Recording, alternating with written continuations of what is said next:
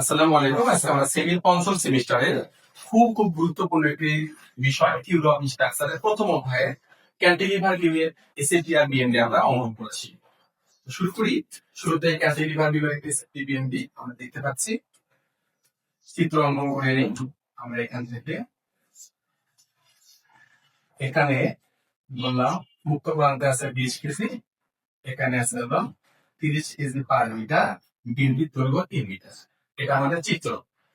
Cantilever কি support এক পাশে ঝুল থাকে।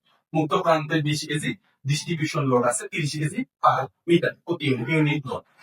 ক্যান্টিলিভার বিমের এই বিদ্যুৎ ধরলে আমরা ক্যান্টিলিভার বিমের মোমেন্ট পাবো না, শুধু আমরা প্রতিরোধী বা রিয়াকশন হয় ক্যান্টিলিভার। তাহলে আমাদের রিয়াকশন হবে কত? 30 গুণ 10 যোগ 20।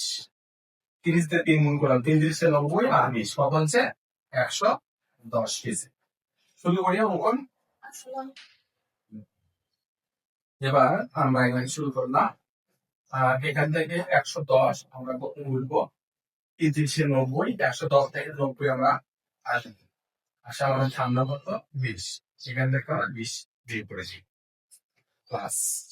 এরপরে আমরা ক্যান্টিলিভার বিমের বেন্ডিং মোমেন্ট অনুমান করবো। এখানে শুধু ট্রাপিজিয়াম আকৃতি, এখানে পাচ্ছি 110, এই প্রান্তে হলো 20। কত পাচ্ছি? 110 যোগ 20 ডিভাইডেড 2 গুণিত 3। কত আসতেছে আমাদের? 110, 130, 130 মানে 65 গুণিত 3, 5 8 থাকলে 1, 3 6 18 19, 195। ক্যান্টিলিভারে বা এসএফডি যদি চিত্র আমাদের স্লো হয়, ঢাল হয়, বেন্ডিং আমাদের সেকেন্ড ডিগ্রি দাও হবে। তারপরে চিত্রটা এরকম হবে আমাদের এখান থেকে কার্ভ হয় এগুলো মাইনাস। এটা কত পারলাম আমরা? 195 কেজি বিএমডি।